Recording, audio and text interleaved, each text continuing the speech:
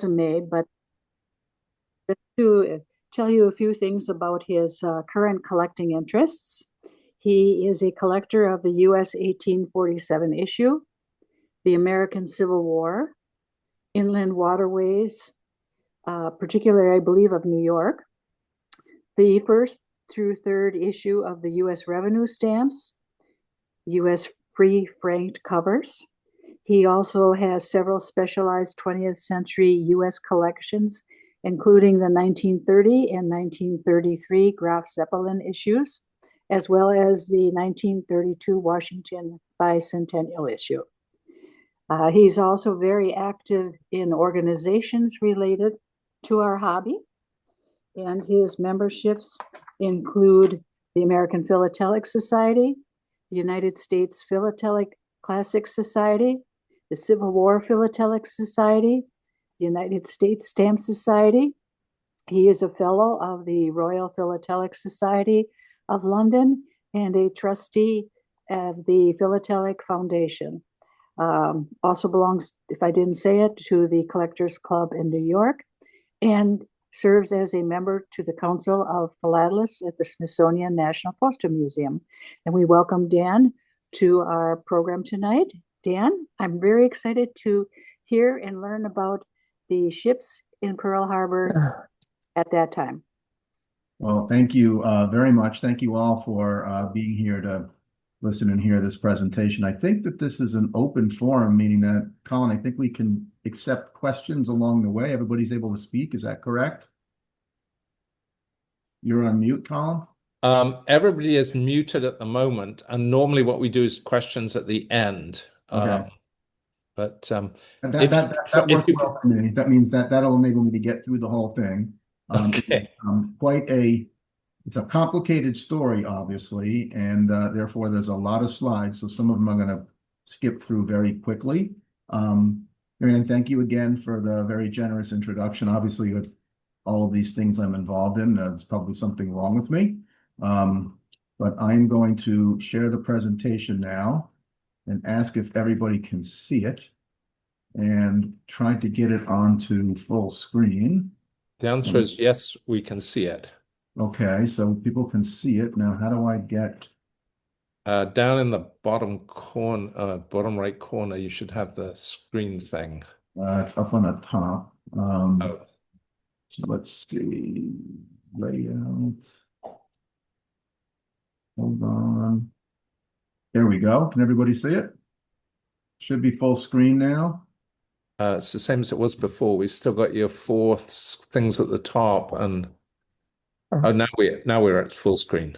Okay, excellent. Okay, so I'm going to tell you the story of the attack on Pearl Harbor using postal history to explain as much as I can. In how many minutes do we have, Colin?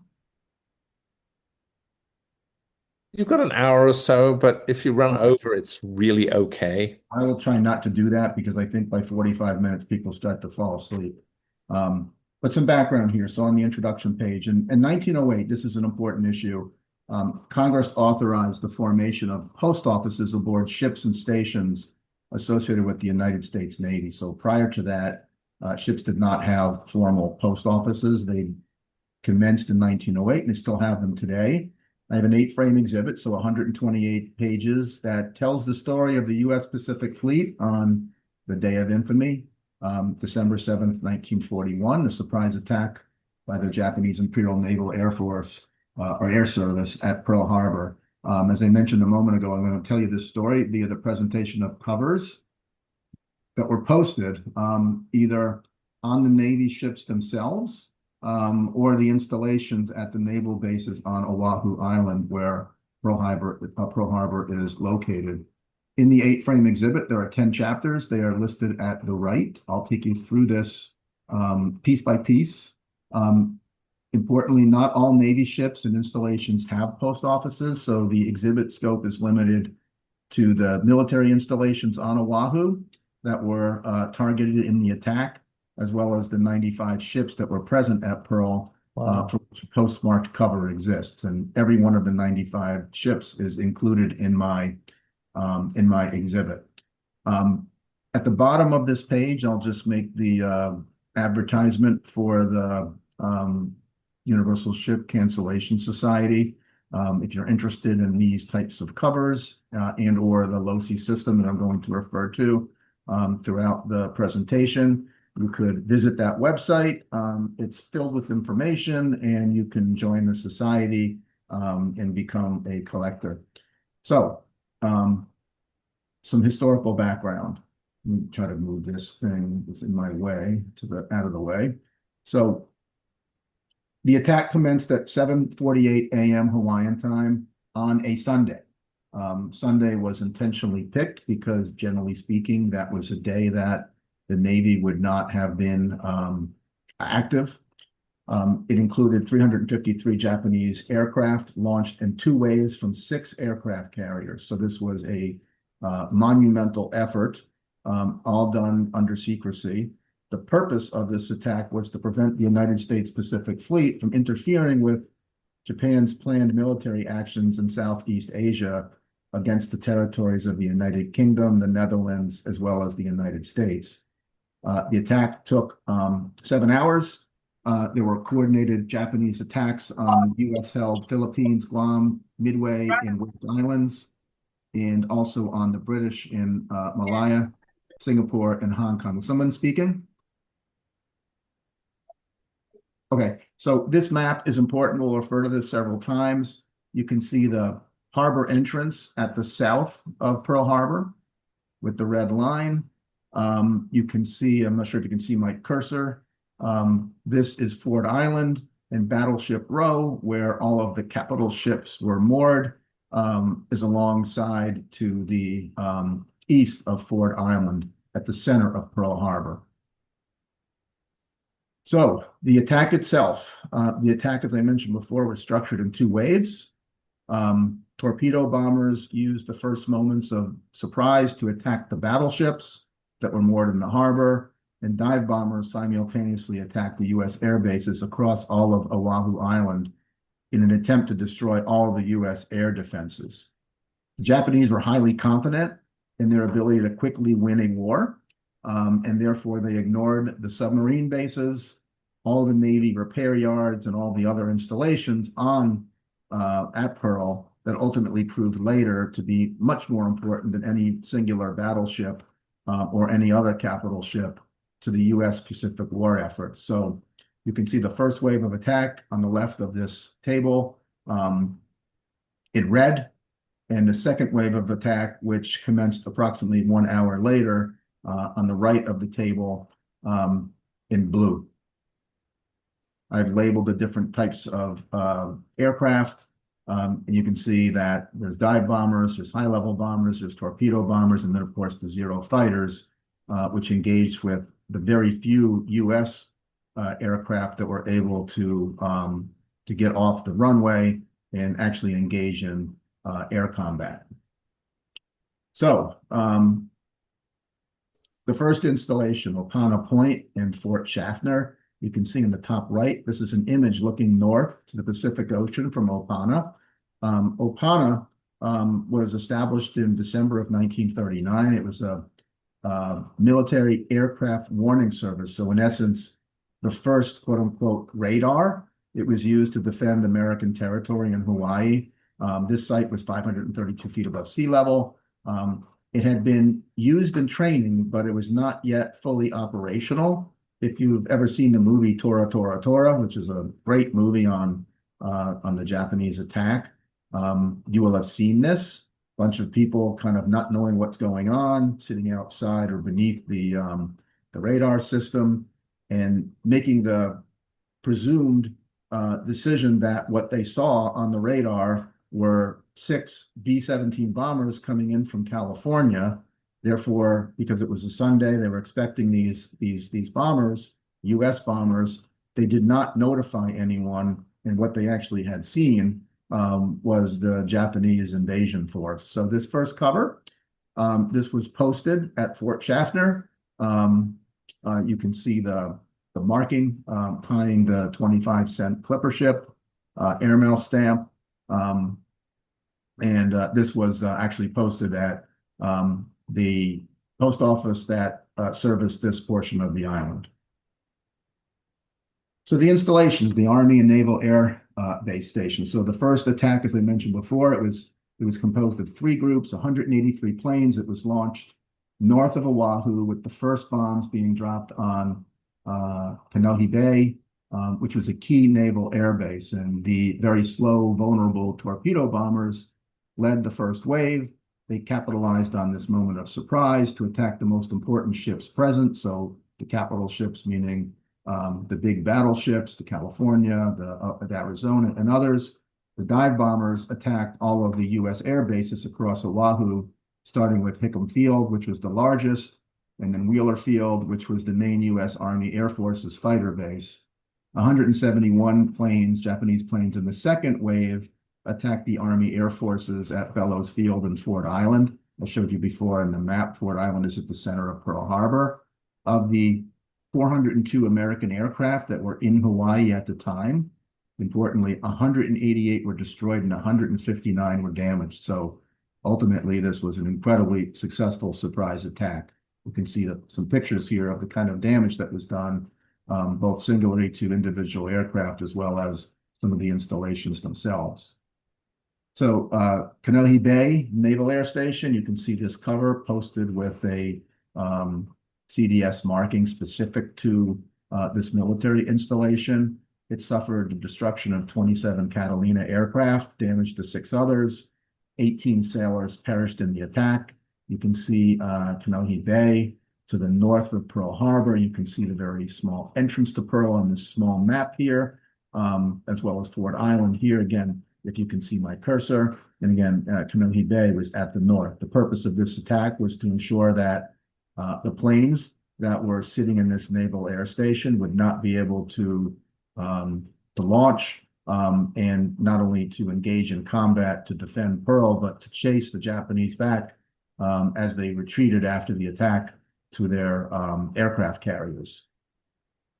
Wheeler Field, I mentioned before, north of Pearl Harbor. This is the largest fighter base on Oahu, and therefore it was a very significant and primary target for the Japanese.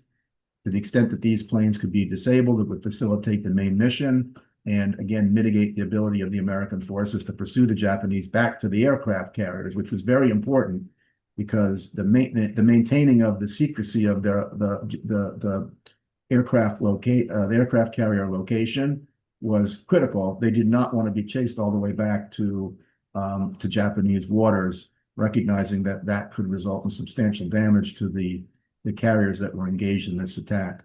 So this really neat cover was posted at Wheeler Field, August 7th, 1941. 12 pilots at Wheeler actually succeeded in getting their P-36 Hawk and P-40 Warhawk aircraft off the ground.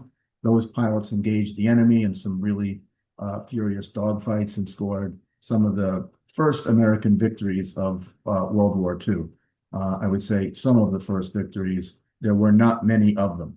We'll give you a summary of losses on both sides at the conclusion of the presentation. Schofield Barracks, so following the bombardment of Wheeler Field, the Japanese flew to the adjacent Schofield and damaged some buildings, wounded many, and killed several people. Schofield is in central Oahu and therefore north of Pearl Harbor. Interestingly, since 1941, this has been the base of the 25th Infantry Division, which at the time had been in service for only about 2 months. The Marines and other soldiers on this at this division went on to fight some of the most vicious battles in the Pacific. So these are real American heroes, including at Guadalcanal in the Northern Solomon Islands, the Battle of Luzon. 6 of the unit soldiers were actually awarded the Medal of Honor. So you can see this cover, again, with the 20-cent clipper ship airmail, was posted at Schofield Barracks. Hickam Field, which was located at the east of the entrance to Pearl Harbor. This was the principal Army airfield in Hawaii, and it was the only one large enough to accommodate the big B-17 Flying Fortress bombers. So again, a very important target for the Japanese to take out those bombers. The Japanese planes bombed and strafed Hickam, and Hickam suffered extensive damage. You can see one of the hangars in the image at the top right. 189 people were killed, 303 were wounded. Very substantial losses. Again, this cover posted at Hickam Field with a kind of a neat Hawaii cachet at left. Interestingly, these types of covers, particularly with these 20-cent stamps, these are not philatelic covers. These are actual commercial uses. So if you decide you want to collect Pearl Harbor ships, obtaining these types of covers is substantially more difficult than getting the ones that were prepared for collectors. And I will show you some that were prepared for collectors, because in some instances there are ships or installations where there are no known commercial uses. Ford Naval Island. So again, this is the island at the middle of Pearl. You can see it here. So back at the bottom of this little map on the bottom of the right of the page, you can see the entrance to Pearl. At the right of Ford Island, you can see Battleship Row, where all the big capital ships were moored. The aircraft and installations on Ford Island were targeted in the second wave of the attack. Bomb hit the USS California. That was intended for the USS California, hit Hangar 6 in the air station, and additional bombs hit Hangar 38. So there was extensive damage to the infrastructure, but interestingly, only one person was killed at the air station. So again, you can see this is the U.S. Naval Air Station posted on Ford Island in Pearl Harbor in 1940. I can't say the actual name of this without botching it, so I'm just going to call it Fort K. Fort K was a U.S. Army military base at the mouth of Pearl. So at the very, very south of Oahu Island, it served to defend the harbor commencing in 1907. So before there were planes flying around, the ability to defend the mouth of the harbor was actually quite important. During the attack here, the anti-aircraft guns were used against incoming Japanese planes. 1-0 was shot down. A Japanese Zero was shot down and crashed near the fort. You can see a picture of that to the left of the cover. Initially, the artillery was unable to open fire. It was not prepared for this attack. But by about 8:30, so a substantial amount of minutes had already elapsed, the fixed 3-inch battery guns commenced firing against the Japanese planes, and they did take one out. You can see again the tie-in cancellation is from Fort K, January 22nd, 1941. The submarine bases, interestingly, were not attacked. As I mentioned at the beginning of the presentation, the Japanese thought they would score such a quick victory that the need to take out the submarine bases was quite small. This proved ultimately to be a fatal mistake, because the preservation of the American submarine fleet in the Pacific Fleet played a paramount role in immobilizing the Japanese Navy in all the battles that followed Pearl Harbor. And it was also instrumental in disrupting the transportation of fuel and the raw materials that the Japanese needed to continue their war efforts. So it was a very significant strategic mistake. They, in essence, wasted some of their effort on smaller capital ships and left the submarine base, as well as much of the infrastructure that was used to repair the ships that were sunk or significantly damaged, intact. This cover was posted from the submarine detachment branch in Pearl Harbor. A little bit more on the submarine bases. So during World War II, the sub bases served as submarines that made 488 war patrols. That's quite a lot. And the subs sank over 2 million tons of enemy ships. I'm not quite sure exactly how many ships that is, but it was a lot. That base was quite important. And again, this is a different cancellation, a little bit different than the one on the previous page from the Pearl Harbor submarine detachment. The hospital installations, obviously, after this attack became quite important. The death toll associated with this attack included 2,008 sailors, 218 soldiers and airmen, 109 Marines and 68 civilians who were on site. The wounded included 710 sailors, 364 soldiers and airmen, 69 Marines, and another 35 civilians. So in total, 2,400 Americans were killed and almost 1,200 were wounded, all of whom were non-combatants because a formal declaration of war had not been made prior to the attack. Now, fortunately, the U.S. hospital installations were not targeted. This cancellation here is from one of the U.S. hospital installations, Lahaina Roads. It's a deep water anchorage on the island of Maui that served as an alternative to Pearl Harbor. It held no target ships and therefore it was ignored by the Japanese. So either intentionally or by coincidence, the hospital was left untouched and therefore treated many of the wounded as well as those who unfortunately were not able to be helped. USS Relief, you can see this cancellation, USS Relief. So this is the first time I'm showing in the presentation an actual ship cancel. This is a low-sea Type 5 cancel. I think there's 6 or 7 different types of cancellations on the low-sea system. Relief was one of the world's most modern and best equipped hospital ships. She was laid down in June of 1917 at the Philadelphia Naval Yard, commissioned in 1920, and she had a bed capacity of 550 patients. So this was quite an installation and obviously available to move wherever she was needed. The battleships. There were 8 battleships present at Pearl on the day of the attack.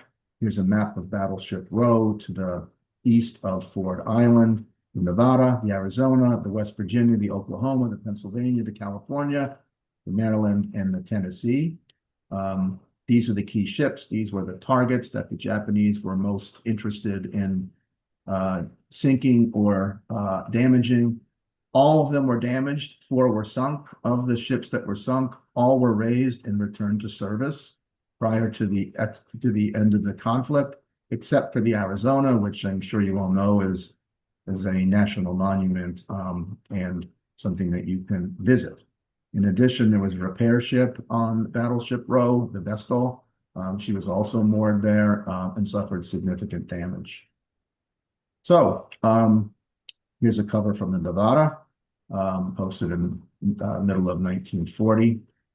Nevada was the only battleship to get underway during the Pearl Harbor attack. She was hit by a torpedo and 6 bombs that forced the crew to beach her on a coral ledge. She flooded, eventually slid off that ledge and sunk to the harbor floor. 60 crewmen died. And this is probably the ugliest thing I own in all of my various philatelic collections, which Marianne was so generous to describe. But this is actually an incredibly important piece of postal history.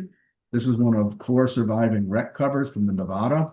There are no known covers posted on a Pearl Harbor ship dated December 7th, 1941, although there are differences of opinion on that. I don't have one myself. Some people claim that such things exist. This was posted on December 6th, the day before. It was still in the post office when the ship sunk. This went to the bottom of the Pacific Ocean, and you can see it discolored by the oil and other things that were in the water. It has 2 markings on it. One is the USS Nevada low-sea cancellation, which I show an image of at left. And the other is a small purple hand stamp stating this letter is forwarded in the condition it was received at this post office or at this office, post office inspector. So obviously they salvaged the mail when the ship was trying to be raised. This is again one of 4 surviving wreck covers from the Nevada. So a really important, ugly piece of postal history and one of the most, I think, interesting pieces of this collection. Here's the Oklahoma. I won't spend too much time on this other than to just show you that the marking is, again, tying on the 20-cent Clipper airmail. Here's the Pennsylvania. Here's the Arizona. There's a couple more from the Arizona. I'll share with you these because you can see these caches at the left. This one here on the top left is hand painted. The one down here is honoring the annual Army-Navy football game. So you can, for example, collect specific ships, and for something like the Arizona, probably put together 50 different caches and form quite an interesting collection, both from a cache perspective as well as the dates. You can see this one on the bottom right is from 1935. This one's from 1938. Obviously, you're not going to find Arizona covers posted after December 6th of 1941. This one here was from 1935. I think the Arizona, let's see, was launched, I forget when, but maybe 1914 or something like that. So you could put together quite an extensive collection, and covers like this are relatively inexpensive. They go from $5 to $25. So I would encourage anyone who's interested to think about this kind of collection because it is very interesting. It can be complicated. There's a lot of intellectual curiosity without having to spend a fortune to assemble something that's pretty neat. Here's the Tennessee. Again, this is a commercial cover, so something like this would be a little bit more expensive. Here's the California. I think this is a really cool one with the 20-cent Scott number C9 map airmail stamp. California was damaged by a pair of torpedoes. A fire disabled the ship's electrical system. She suffered some pretty heavy casualties, as did some of the other battleships. There were 100 deaths, and 4 members of the crew were actually awarded the Medal of Honor. Here's the Maryland. She was present. Here's the West Virginia. Heavy and light cruisers. So there were 2 heavy and 6 light cruisers that were present at Pearl on the day of the attack. 3 were damaged. All returned to duty. None were sunk. Generally, the heavy cruisers had a big battery of 8-inch guns. The light cruisers typically had smaller guns, 5 or 6-inch guns as opposed to the 8-inch guns. They served in task forces, accompanying the battleships as well as the aircraft carriers on various missions. Here's another couple. Here's a light cruiser, the USS Detroit. You can see it here, down here in this camouflage coloring. There were destroyers. There were 30 destroyers present on the day of the attack. 4 were damaged. All again returned to duty. Here's the Bagley. Here's one cover from the Tucker. A couple more destroyers, the Ralph Talbot and Jarvis. The submarines, there were 4 submarines present at Pearl. Most of the subs were out on duty and therefore not present in the harbor. There were mine layers and mine sweepers.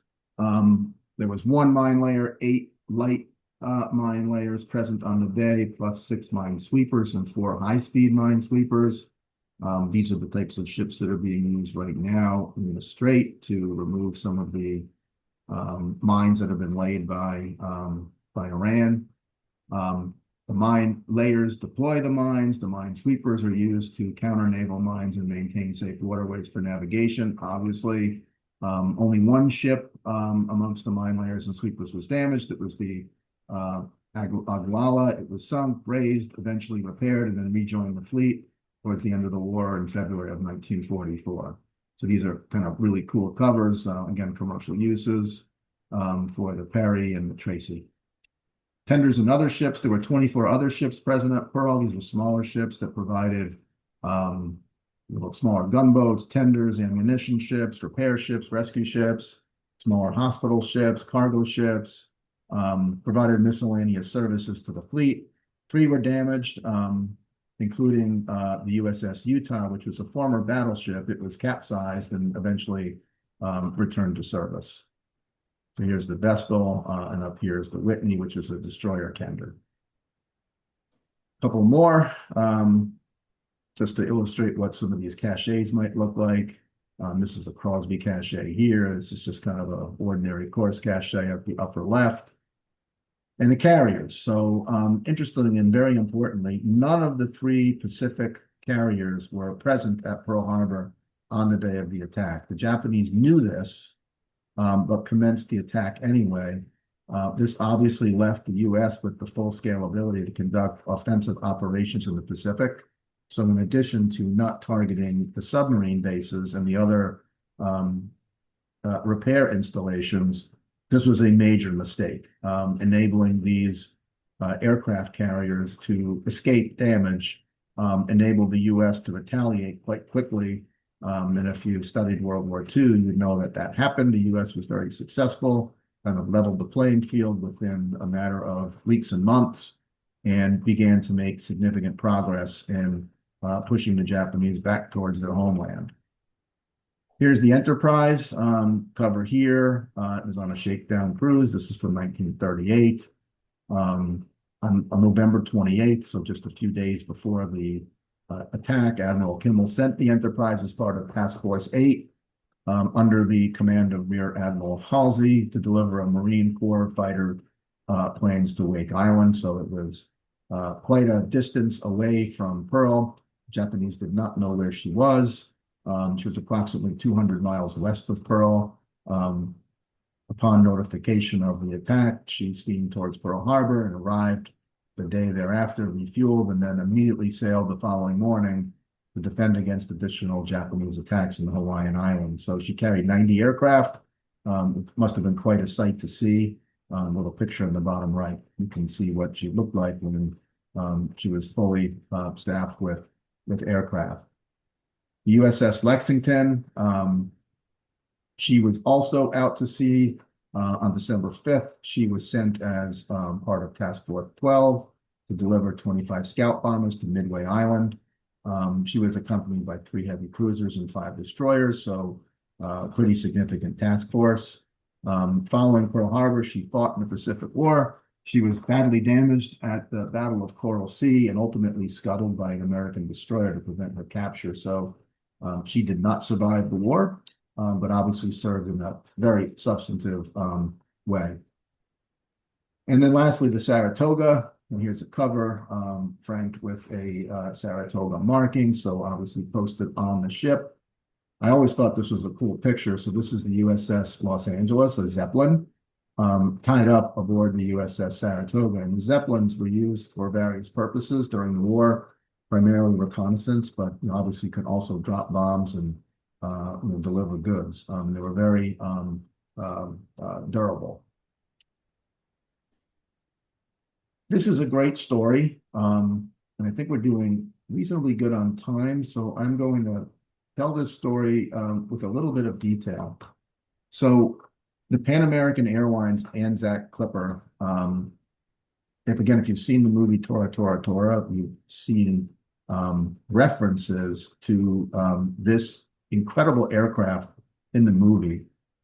She was called a flying boat, one of the largest aircraft of its time. It had an incredible long range. It could fly all the way across the Atlantic or Pacific Ocean without the need to refuel. 12 of these were built, 9 of which served with Pan Am.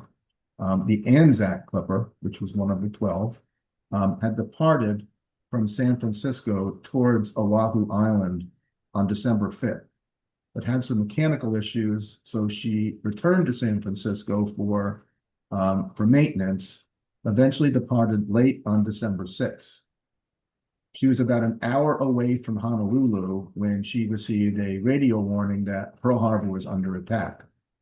So the flying boat, the Anzac, was diverted to Hilo, Hawaii, about 220 miles southwest of the combat zone. So you can see the Anzac here at bottom left, resting on the water, and on the right, flying low over the water. This must have been quite a sight to see. This cover, which is the most important item other than that wreck cover in my entire Pearl Harbor collection, this cover was carried aboard the Anzac Clipper on that December 6th flight to Pearl Harbor. So she was scheduled to touch down on December 7th during the attack. Because of the diversion elsewhere, this cover, you can see, has some important markings. Ultimately, immediately, martial law was declared in the islands.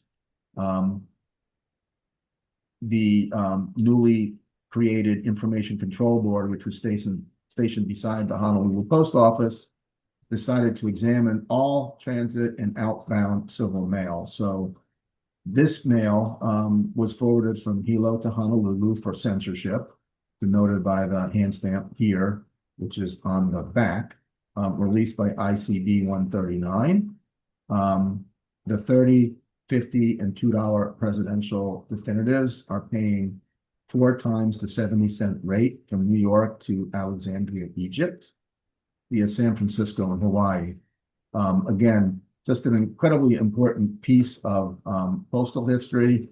This cover could have been shot down along with the Anzac Clipper by the Japanese. For whatever reason, they chose not to do that.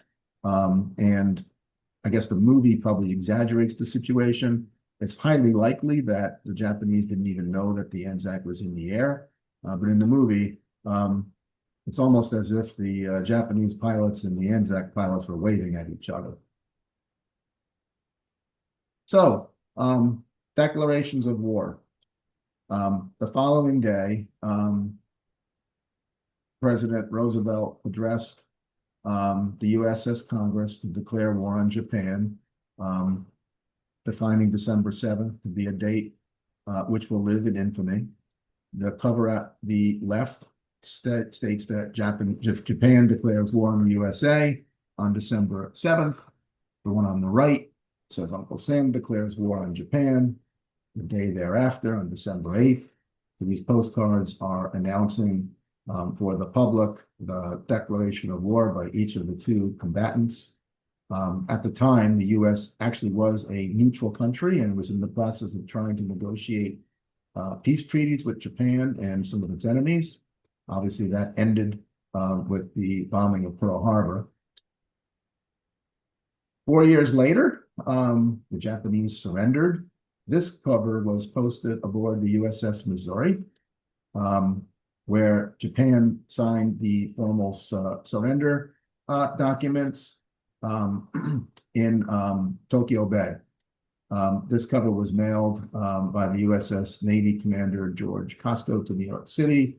You can see this naval censor mark at left. It was mailed on the 2nd of September, 1945 from the battleship Missouri, where the formal surrender occurred. And then lastly, this is my second to last slide. This cover, which I think is really neat, marks the 25th anniversary of the attack. So this is December 7th, 1966, 25 years later.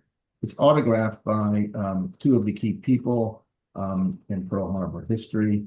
So Admiral Kimmel and Captain Fuchida. Each of them signed the cover.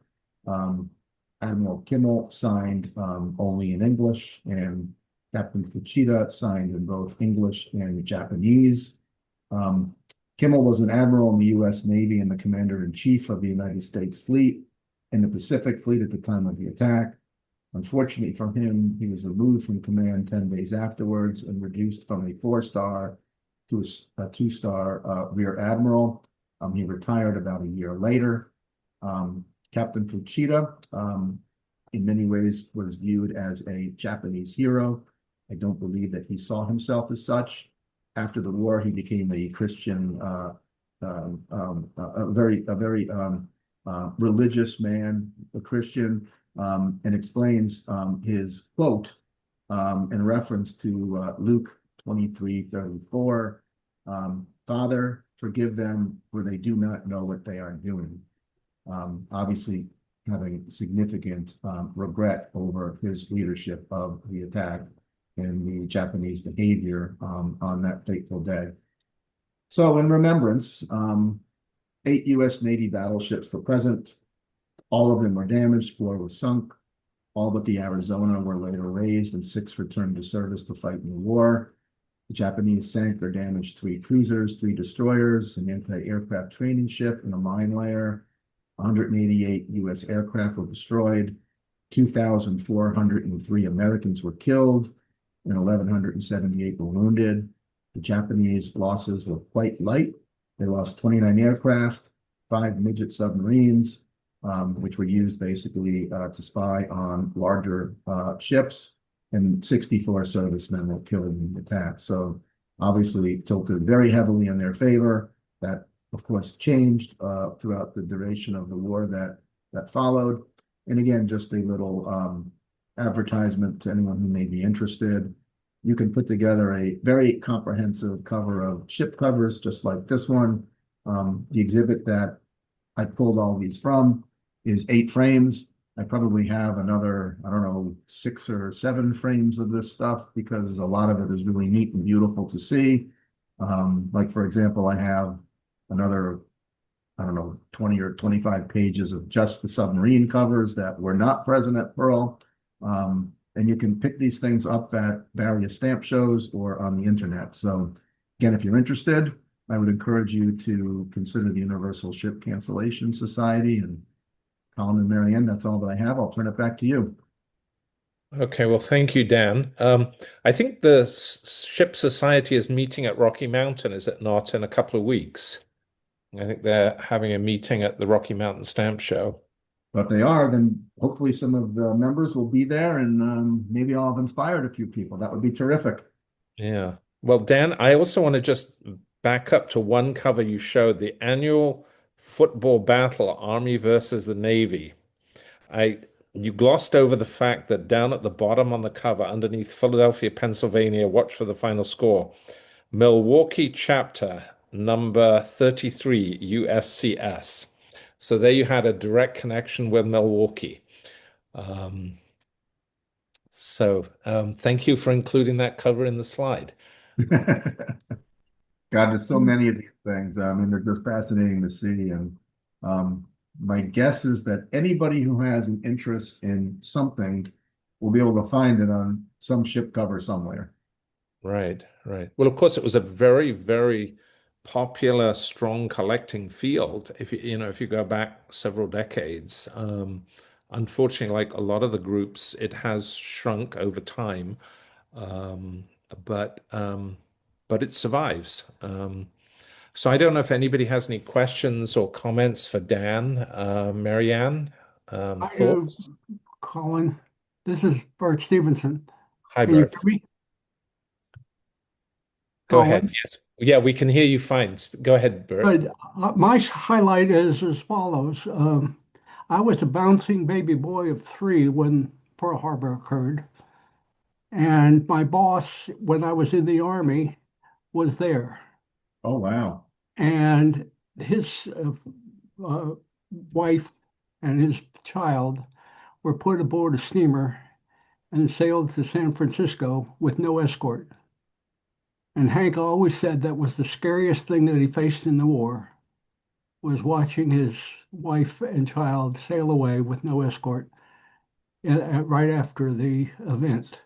And the philatelic side is that several friends and family gave letters to be posted when they got to San Francisco. So some of the Civil War, some of the war letters from Pearl Harbor have San Francisco cancellations. That's a great story. And Bert, I'll tell you that whenever I've showed this exhibit, I always have people either come to me, track me down during the show, or get my email and send me a note afterwards. And it's usually not about something that was in the exhibit, but it's rather about something that happened to their family personally. Somebody who had served, was on a Navy ship. They saw a cover from that ship and they're amazed that such a thing exists. And they ask, how can I get one? And then I'll send them to eBay. And for $5, they can get something that reminds them of a very significant personal event of a relative or a friend who provided service to the country and helped to defend us in World War II. So I've always just thought this was a kind of a great exhibit in that sense that it connects people to postal history in a way that, for example, the 1847 covers just don't do. Well, I think you make a very valid point, Dan, that interest and historical significance are not necessarily expensive. You can actually have covers that are monumental in their historical importance that, as you say, are a matter of a few dollars. And I think that's a really important point for people to realize that it doesn't necessarily have to involve a lot of expense. Yeah, I would tell you, I know exactly how much money I have invested in this thing. If you took out that Anzac Clipper cover and the Nevada Wreck cover, you could assemble a collection like this for $5,000 of all the ships, so that's 128 pages so it's probably 200 covers. These are not expensive things, which I Right. think is great because if everything's expensive, we kind of narrow down philately to people who are well-heeled, and philately should be available to everyone. It's such a great hobby. Um, the friendships that can be developed and all, and again, the learning here. What was the Pacific Cruise in 1938? What was Arizona doing on the third day out on March 17th, 1938? You could look that up and find exactly what it was doing. You can trace some of the sailors who were on board and find out who was in command. And you can look at that stamp, the 2-cent stamp. Why is it Frank with a 2-cent stamp rather than a 3-cent stamp? And there's answers to all those questions. Lots of stories, lots of stories. Well, Dan, you have three very, very kind comments on your presentation, um, and all basically saying the same thing, that it's a terrific presentation, and they very much appreciate you having shared it with us. Well, thank you. So, are there any other comments or thoughts Yes, that he wants to share? I'd like to say a little bit, if I may, about the USS Utah. My name's Clarence Davis, and I collect battleships on stamps. Um, and you mentioned that the Utah was returned to service. It had been converted to a target ship, actually, and they'd taken most of the superstructure off it, so it looked rather more like an aircraft carrier than a battleship. When Pearl Harbor took and the Japanese just blasted the bejesus out of it, it is still at Pearl.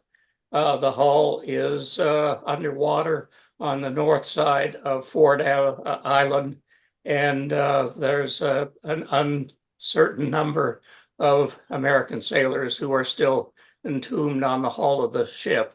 So when you mention it returned to service, that service was pretty limited because it was never raised. That's exactly true. So it was not serving a military purpose at that point, nor was it during the attack, but because it was a former battleship and therefore from the air was quite large, the Japanese mistakenly targeted that ship rather than other capital ships. You're exactly right. I enjoyed your presentation. It was very interesting, very informative. Thank you, Clarence. I appreciate the clarification on the ship too.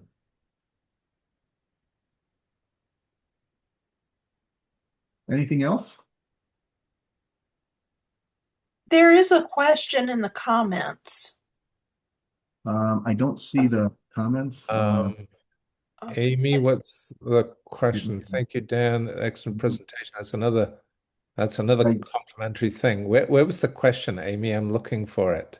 It says terrific presentation. Oh, yes, here. Okay, go ahead. Okay, I see it. So Dan, the question is one question about the declaration of war postcards. Without advanced knowledge, the cards were printed up the day of the attack and postmarked the same day. Yeah, they're favor cancels. So they were backdated. I'm not sure if they're backdated or just prepared on that date, but obviously they were not posted at Pearl. The Pearl Harbor post office did not operate on December 7th. Right. So It's they also ironic. may not have been backdated, but obviously, the capacity to print something like that, a simple card like that very quickly, that existed. I'm sure there was a race against time to get those things to the post office as quickly as possible. I'm not sure. I never did the research to see whether they were backdated.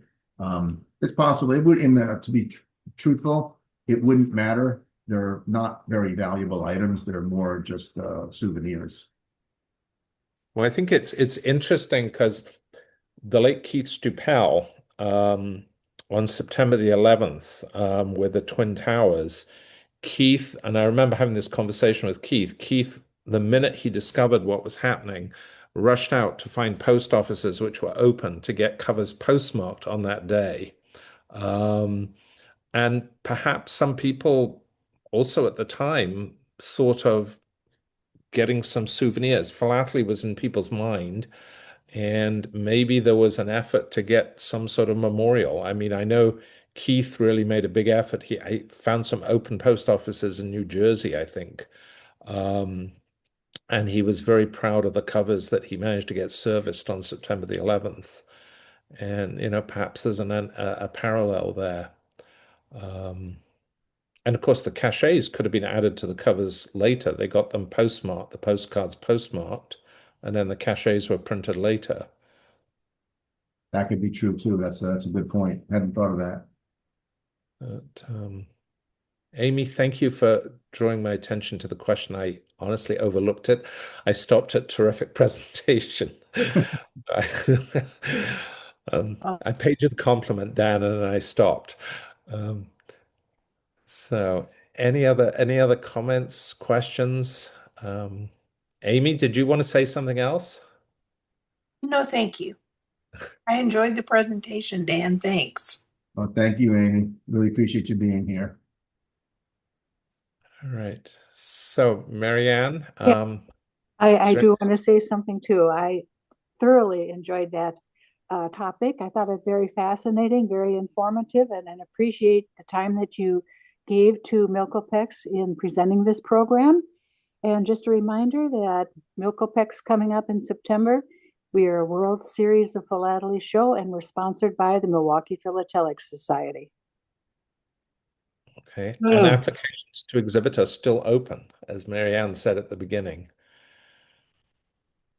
Oh, and I should add that the next talk is going to be, hold on, my eyesight is not as good as it used to be. The next talk is going to be on May 11th, when Charles O'Brien is going to be talking to us about first day covers as a branch of postal history. First day covers are a topic of great interest to me at the moment. I'm learning a lot about them.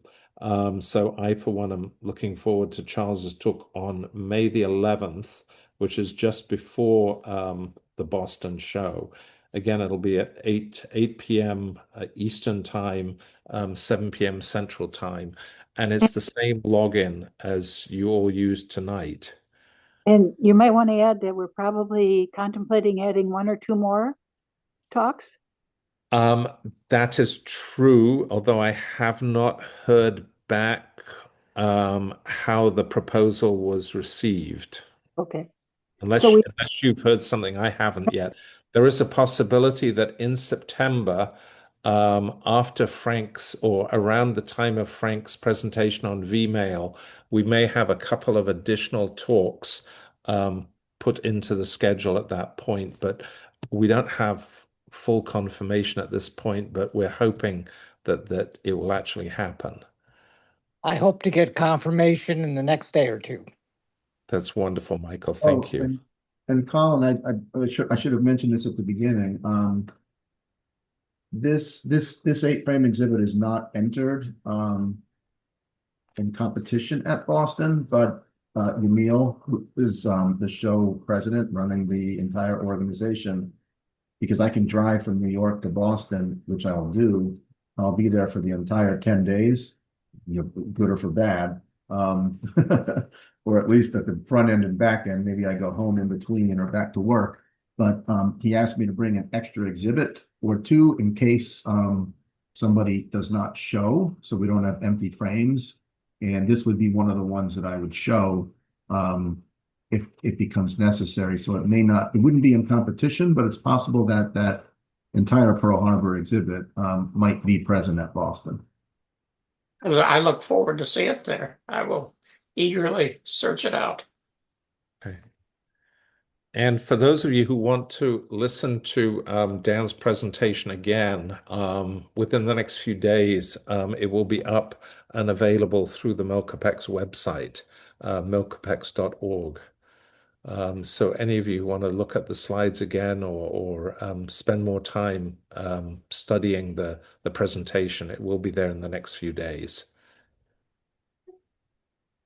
Well, if anybody watches it twice, I would feel truly honored. All right. Well, I'm going to stop the recording at this point, but for those of you